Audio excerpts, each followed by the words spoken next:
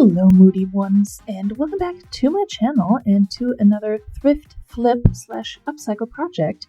For today's project, we need a bunch of frames, two of which I sourced from the Goodwill Outlet, aka the bins, and they cost me probably less than $1 altogether. And then this brand new large frame that I got from my favorite thrift store, that cost me $3. So far we're only $4 into this project, which is fantastic. Now, I will tell you a little bit more about the inspiration for this project, but while I do that, why don't you do me a favor and hit the subscribe button and also the like button if you like this kind of content. I am just starting off this channel and I'm looking to grow it, so I look forward to seeing you back here and having you join me on my little Moody Maximalist journey. Alright, first thing we're doing here with this frame is we're going to paint it and the two other ones to make sure they all match in a color that I actually enjoy.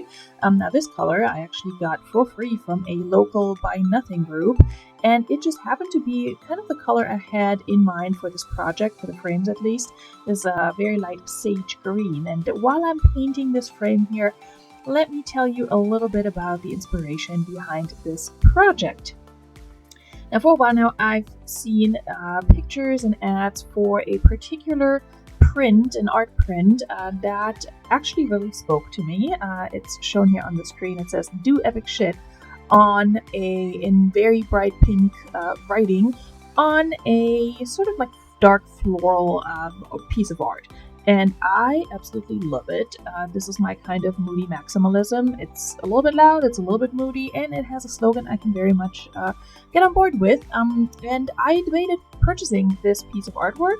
It is usually on sale somewhere. You can also buy it, and proceeds will go to a charity, which I actually support and think is a good investment. But there were several reasons why I decided not to purchase it and instead do my own version of this. So let me start by stating the obvious. I'm a mother of a 7-year-old child, and while he is very familiar with the S word and also some other profanities, I don't really need to hang it up on my wall, if you're catching my drift. You know, it's one thing that he's heard certain terms and starts using them here and there, much to my dismay. It's a whole different one to advertise it on my bedroom wall, which is what this artwork is meant for, because my walls are very, very bare. So that was honestly the main reason why I ended up not purchasing this print. Maybe down the line when he's older, I will treat myself and get it. But also, it really just inspired me to think about, maybe I can create my own version of it, not to like imitate or copy an artist's work, but just use it as inspiration and make it my own. And that's what I'm doing here. This project, it's the colors that I'm using, as you can already see, are a little less loud than in the original artwork. But I wanted to make sure it goes with roughly the theme that I have in mind for my bedroom. It's one of the rooms in my apartment that I've done the least with in terms of decor and just figuring out what kind of vibe I'm going for. But it's definitely a room that has like a teal and light green sort of colorway going on based on my curtains, sheets, etc., blankets. So I was kind of going with this like more, natural colorway here, and I actually picked out some peel and stick wallpaper that I'm attaching to the boards that came with the frames here. The one thing that I was looking for originally was wallpaper that had some sort of peacock on it, because I do have a big, it's actually a shower curtain, but I'm using it as a regular curtain, peacock motif curtain on my window. I'll insert a picture. It's from Target. I found it at the bins. So that's kind of setting the tone for this whole project, the colorway, and also that bird motif. The other reason why I picked up this particular peel and stick wallpaper, and then also the other one, was that it was on sale and suggested to me. So I have very little money into this peel and stick wallpaper, and I actually quite like it. For this larger frame, I had to line it up and make sure it matches and looks good, and honestly, it's so satisfying to add this smaller piece of peel and stick wallpaper here and just line it up perfectly, and it just all looks good in the end. So I was very excited for that. I wasn't really worried about it either, because I will be painting / writing over it. But yeah, I wanted to make sure my base looks good. I've done this twice before with other artwork in my house where I just used peel and stick wallpaper and a thrifted frame. and basically didn't really add anything else to it. So this is sort of my version of quick wall art without actually going ahead and creating a whole accent wall where I'm wallpapering the whole thing. So I think for my purposes that works a lot better. The one thing that bothered me with this particular peel and stick wallpaper was that this one is kind of shiny and the other one is more matte, but it turned out to be okay. Again, I will be writing with paint across it, and so it's not really all that noticeable. It actually comes together pretty well in the end. I was debating to just use one type of wallpaper for this, but I had both of them, and I really like that this particular one had the peacock motif on there. It's a little bit more muted overall, but I really liked the motif on here, so I'm just kind of lining it up how I would like it, kind of looking at the motif that I want. I did want these two to be different, so they match, but they're not exactly the same cutout. As you can see here, one has more of the floral motif going on. The other one has more of that peacock bird motif, which you end up not really seeing all that much because I'm painting over it. So peel and stick wallpaper, in my experience, works really well for these projects. Contact paper works well too, but I preferred working with peel and stick wallpaper.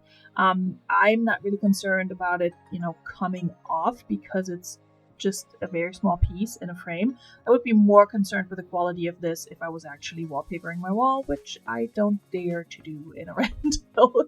Even though it's supposed to come off without any issues, I've had command strips take off paint, not because of the command strips, but because of the type of cheap paint that's used. So I have some PTSD from that.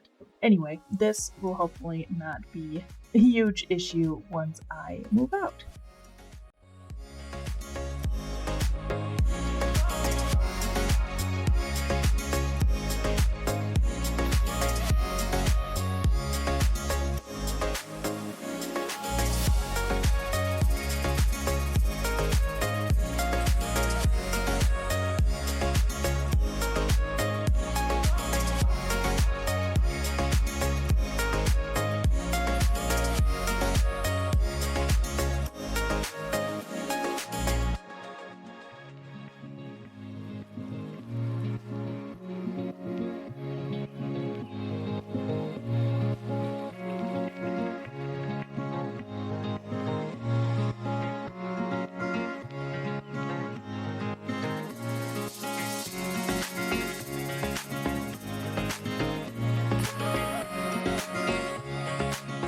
Moving on to the paint party portion of the video, I decided to stick to the same paint here, and as you can see, I'm spilling it all over my table.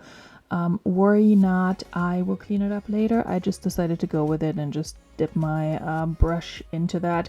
I'm not really worried about this table. It's an IKEA luck table that I got pre-owned for 10 bucks. Even if there's some color transfer, I would probably just paint it in that color because I don't like that it's a white table, but I also have not had the energy to do anything with it.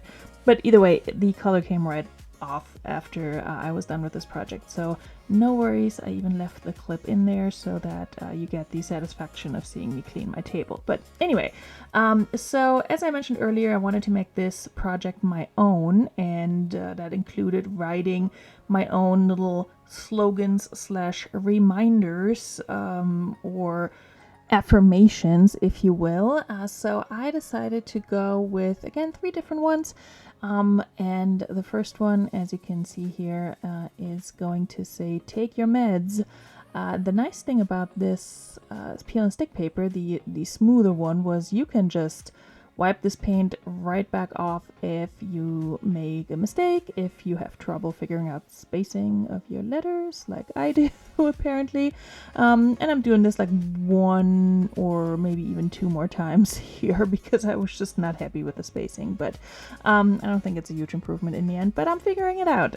It was okay. But yeah, so take your meds was one of my first ones that I wanted to include on here. You'll see the other 2 in just a minute, but it's basically all about reminding myself to take care of both my mental and also my physical health, and just keep certain things in mind and just live by some very basic mottos, if you will. So do epic shit is a great slogan and still applies.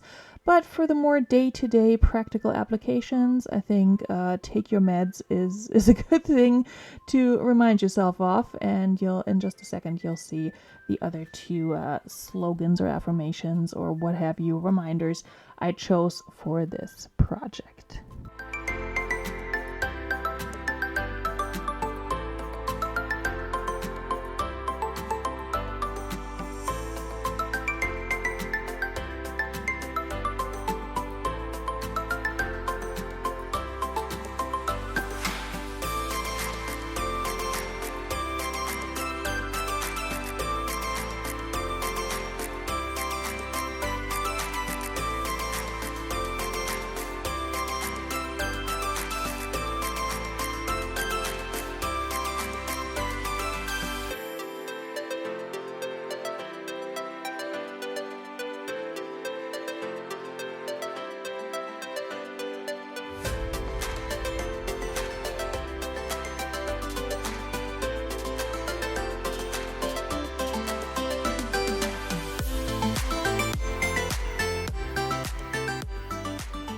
So as you can see, I decided to go with take your meds and go outside for the two smaller frames.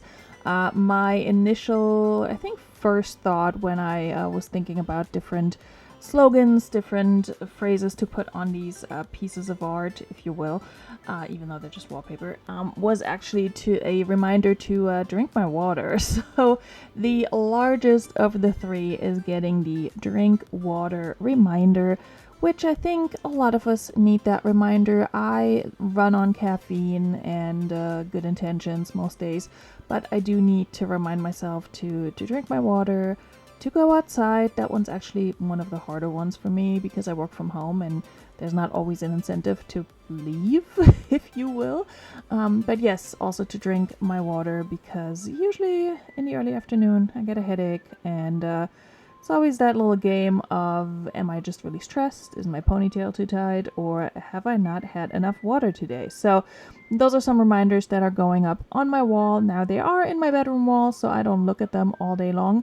But I like the way they look, and I like that they're there, and hopefully I can implement these three things in my life a little bit more. I also will say, inspired by the original art piece, I wanted it to look kind of very casual, like the way the brushstroke writing is on here. I didn't want to overdo it. I didn't want to make it perfect or anything like that. And I actually like that the light green sage color blends in a little bit with the artwork itself because it makes it less of a stark contrast that you saw in the original artwork. Also, here I'm cleaning up the stain. As you can see, everything is squeaky clean, so nobody needs to panic in case you were worried about that. Last thing left to do before hanging these up is to put these back into the frames. They have dried, of course.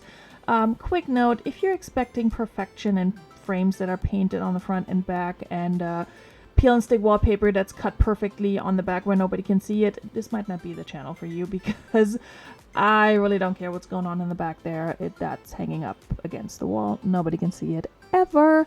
Same goes for this frame. Why paint it if it's just going up against the wall? And why cut the paper perfectly? It's really not necessary. I was struggling to get this in a little bit because it does add an extra layer that is kind of hard to squeeze in there, but I figured it out.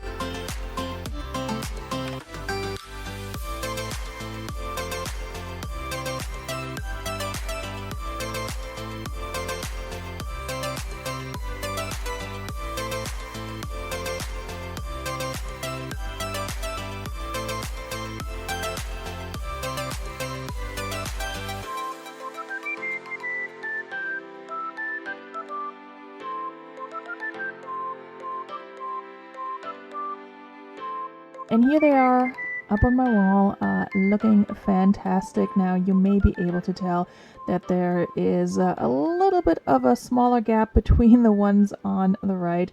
I did fix that after taking pictures and filming this, but I really like the way they came out. It reminds me of the inspirational artwork that I showed you initially. And yeah, I really enjoy this artwork in my bedroom, and I have a few more empty walls to fill, so stay tuned for more projects to fill those as well. Thank you guys. Bye.